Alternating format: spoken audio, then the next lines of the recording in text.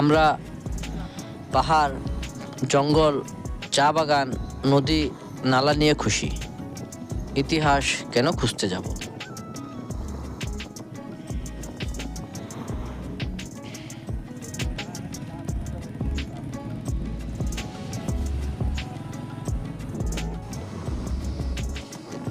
এই জায়গাটাতে আমরা আমাদের বাইকটা কিছু স্লো করেছিলাম। ভেবেছিলাম এখানে অল্প দাঁড়িয়ে মন ভরে তার অপরূপ সৌন্দর্য উপভোগ করব।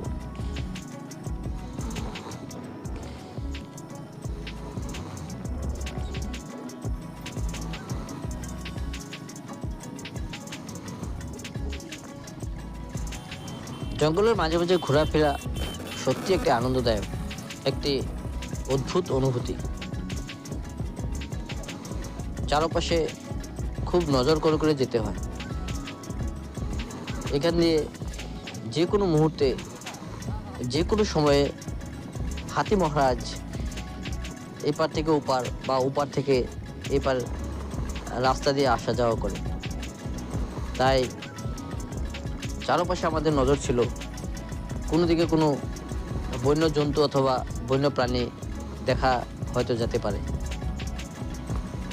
যেহেতু বুকসা টাইগার রিজার্ভের আন্ডারে পড়ে, তাই বিভিন্ন জন্তু দেখাটা স্বাভাবিক, কিন্তু তার জন্য তো ভাগ্য লাগবে। ভাগ্য ছাড়া তো আর দেখা সম্ভব নয়।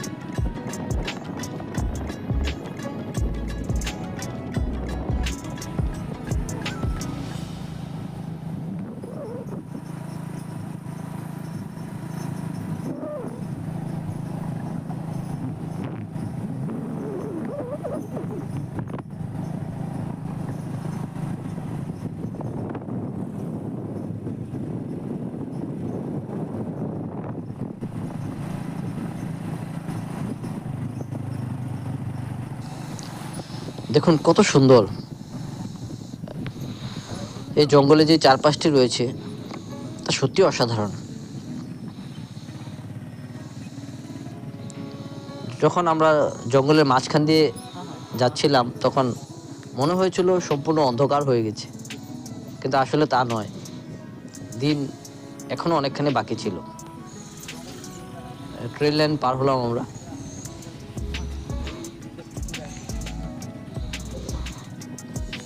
আমার সাথে আমার ভাগ্নে ছিল, সে বলল যে এই অল্প সামনে একটি জায়গা আছে যেখান দিয়ে প্রায় হাতি আসা যাওয়া করে, জঙ্গলি হাতি গ্রুপ বেঁধে। তখন রাস্তার এপার ওর ওপার দোনো পাশে যত বাইক থাকুক বা গাড়ি থাকুক সব ওইখানে নিজের নিজের জায়গায় দাঁড়িয়ে থাকে।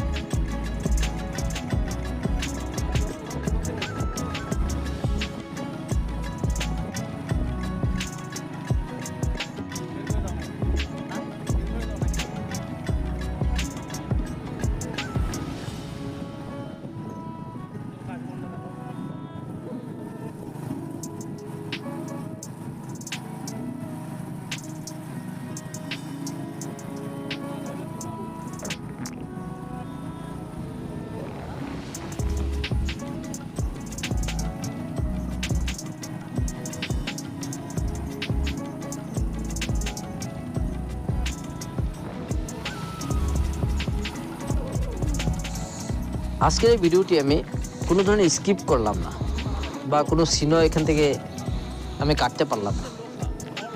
প্রত্যেকটা সৌন্দর্যই অতি অপূর্ব। তাই ভাবলাম আজকে আপনাদের সাথে আমার এই সম্পূর্ণ অভিজ্ঞতা শেয়ার করব। আস্তে আস্তে আমরা পৌঁছালাম ডিমা নদীতে। এই হলো ডিমা নদীর উপর ব্রিজ। খুব সুন্দর একটি জায়গা। ওই দেখুন, এখন তো ঠিক বৃষ্টির সিজন ছিল না, তাই নদীতে জল খুব কম ছিল, কিন্তু একটি বিশাল এরিয়া। সে একটি ছোট্ট একটি ধারা বয়ে যাচ্ছে ডিমা নদী। যখন পাহাড়ে বৃষ্টি বেশি হয় তখন এই নদী ভরপুর হয়ে ওঠে। এই জায়গাটিতে আমরা ঘুরে খুব ভালো লাগলো। প্রত্যেকটা সিন, প্রত্যেকটা মুহূর্ত আমরা উপভোগ করলাম আর আপনাদের সাথেও শেয়ার করলাম। নদীর উপর দাঁড়িয়ে আমরা অনেক সময় তার সৌন্দর্য উপভোগ করলাম। দূরে পাহাড় দেখা যাচ্ছে, মাঝখানে অনেক লোক যারা আনন্দ মনে সেই নদীর ধারার সাথে খেলাধুলা করছে। তবে পাহাড়ের নদীগুলি কিছু রিস্কও থাকে, কোন মুহূর্তে কখন কোথা থেকে জল এসে যাবে বলা মুশকিল। তাই ঠিক এরকম মাঝখানে গিয়ে নদীর সাথে খেলা করাটা আমি ভাবি ঠিক নয়।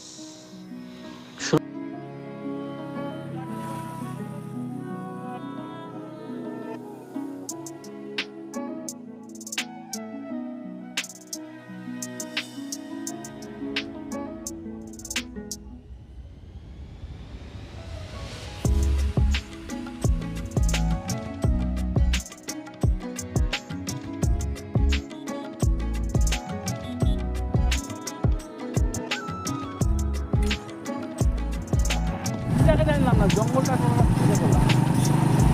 এরপরে তো চা পাতা বাগান জঙ্গল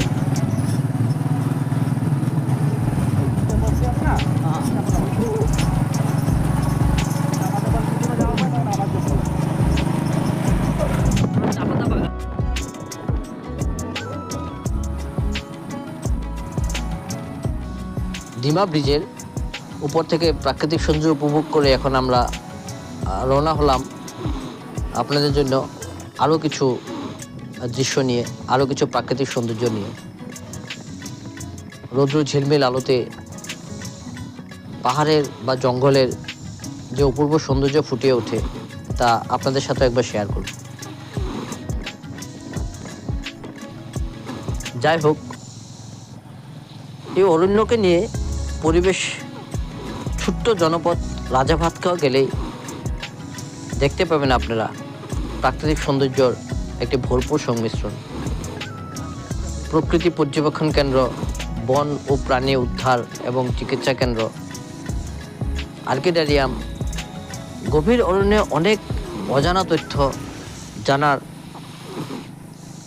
জন্য আসতে হবে এই প্রাকৃতিক পর্যবেক্ষণ কেন্দ্রে।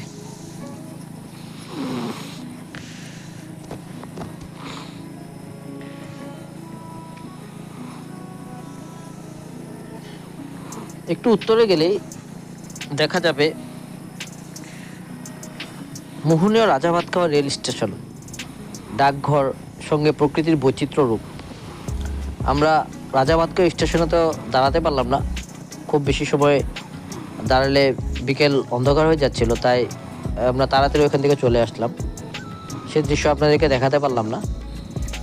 ইতিহাস এবং প্রকৃতির সাক্ষ্য বহনকারী অরণ্য এই জনপদটি বরাবরই ভ্রমণ পিপাসু পর্যটকদের জন্য অনেক প্রিয় স্থান হবেই না বা কেন। তার যে প্রাকৃতিক সৌন্দর্য, যে মনোমোহা সৌন্দর্য, সে আপনাকে বারবার আকৃষ্ট করবে। তার সেই কুলায় একটু ঘোরাফেরা করতে। বিকালে রৌদ্র ঝিলমিল আলো যখন জঙ্গলের মাঝে পড়ে, দেখুন কি একটা সুন্দর পরিবেশ সৃষ্টি হয়। সেই পরিবেশে আপনাকেও মোহিত করবেই করবে।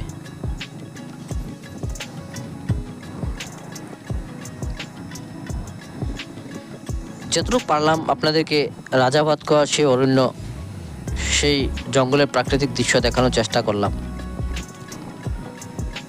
যদি আপনাদের ভালো লেগে থাকে তবে চ্যানেলটিতে যারা নতুন এসে থাকেন চ্যানেলটিকে সাবস্ক্রাইব করে নেবেন পরবর্তী আরও অনেক ভিডিও এরকম মজার ভিডিও পাওয়ার জন্য একটা লাইক এবং কমেন্ট করে দিবেন। আবার দেখা হবে আপনাদের সাথে আমার পরবর্তী আরেকটি ভিডিও নিয়ে। আজকের জন্য এখানে ভিডিওটি সমাপ্ত করলাম।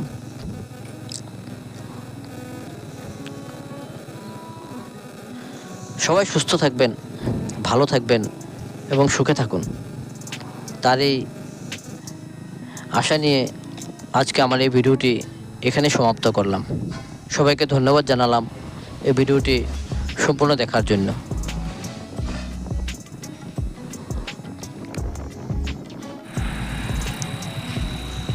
এখানে এই বুকসা টাইগার রিজার্ভের বোর্ড লাগিয়ে রেখেছে প্রশাসনের তরফ থেকে, ডিপার্টমেন্টের তরফ থেকে। আরেকবার আপনাদেরকে নিয়ে যাব বুকসা টাইগার রিজার্ভ সেই কোর এরিয়াতে। আজকের জন্য এখানে সমাপ্ত।